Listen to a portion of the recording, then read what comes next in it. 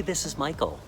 Today I would like to talk about forgiveness and the importance of forgiveness and how forgiveness affects our animals and our relationship with our animals. Because when we lack forgiveness, when we don't allow ourselves to forgive and to experience forgiveness, and we're holding on to pain, frustration, anger, hatred, madness, whether it be toward others or ourselves or a situation or animals, that negative energy, those lower vibrations are going to affect our animals because there's no fooling our animals when it comes to energy. We can't lie to them. We may try to put up a brave face or try to come across a certain way, but they're going to pick up on the true essence of how we feel. And so when we are holding on to something where we are not allowing ourselves to forgive others because maybe we feel like it's giving away some sort of power and we want to have control over the situation or control over others or control over ourselves and our emotions, and we don't forgive, we are harboring these feelings that are bottling up, that are festering, and that will clog our energy systems. And they can actually, these feelings can result in illness, in adverse reactivity toward others. And when we are in that space, our animals will be affected, and they could potentially have behavior issues, anxiety, sadness. They're often like a sponge, and they can often mirror us. And so when we are not taking responsibility for our thoughts, our feelings, our emotions, our vibration, we are not taking responsibility for the leadership that we are providing for our animals. So it really starts with us and really identifying where we need to forgive. And that could be maybe related to our childhood, our parents, our mother, our father, our siblings. It could be a job situation where we've had a bad situation with a boss or coworkers, or maybe we feel betrayed by a friend, or maybe we feel we've betrayed ourselves and we are not willing to forgive ourselves for something we've done, and we're living in a vibration of shame. The time comes where what we really need to do is forgive and to shine a light on that part of ourselves, that part within us, those feelings, those situations where we need to forgive, where it is that we need to forgive, really identifying that. And I always encourage people to do that through meditation. And for me, that has really been the breaking point in calming myself, grounding myself, centering myself, clearing out my stuff so I can allow forgiveness to flow through me, to channel through me, and to send it forward to whomever it is that needs my forgiveness for my own benefit, not necessarily for theirs, but for theirs as well, but more for my own benefit, because it's only hurting ourselves. It's only affecting our vibration. And then when we're carrying that, as I said,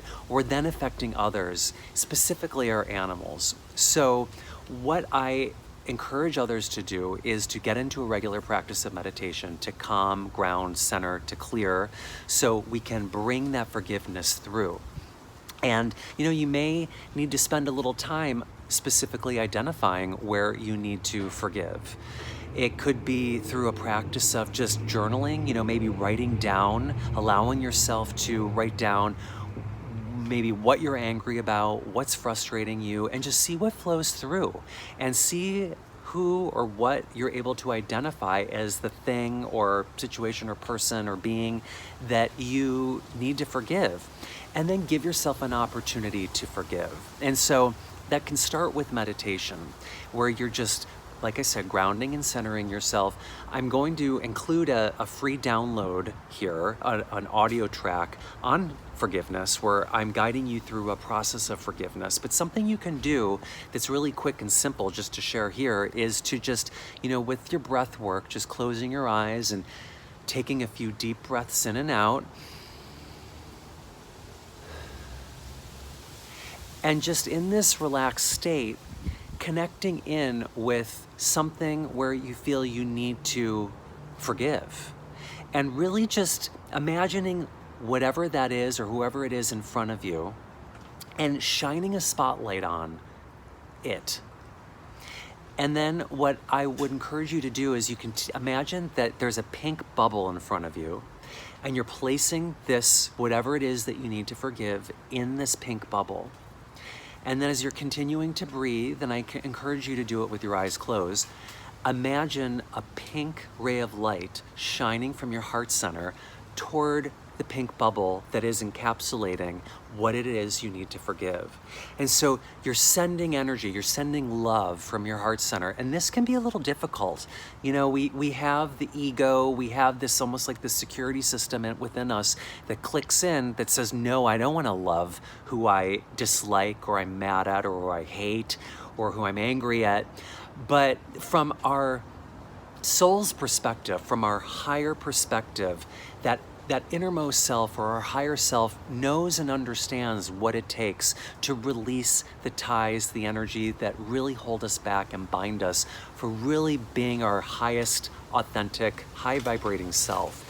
And so when we are able to just connect in with our center and send love from our heart center, and I'm sharing it with in the vibration of a pink beam of light toward a pink bubble that's encapsulating the situation, you are sending love to this. And just don't worry about it. Don't try to intellectualize it. Don't try to rationalize it.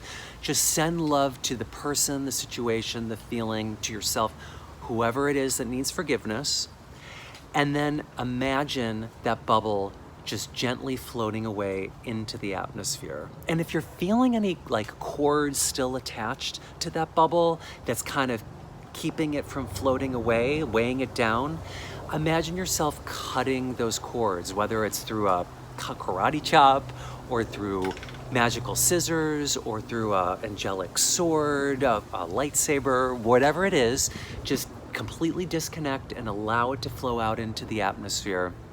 The universe will know what to do with it. And then come back to your breath, grounded and centered.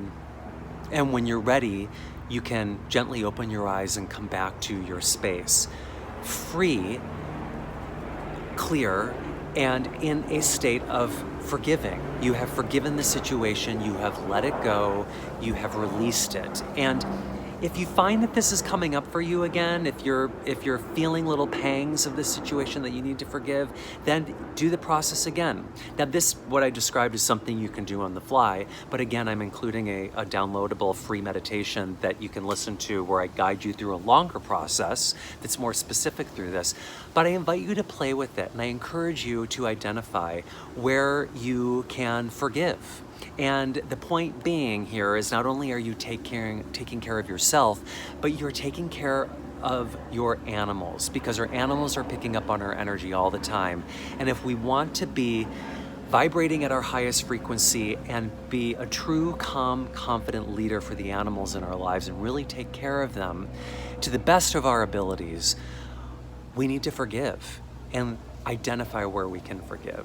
So that is my teaching point for the day. I hope you enjoyed this. If I can be of any service to you, if you need any help in identifying where you need to forgive others or forgive yourself, I invite you to book a session with me, or if I can help with your animals, you know how to reach me.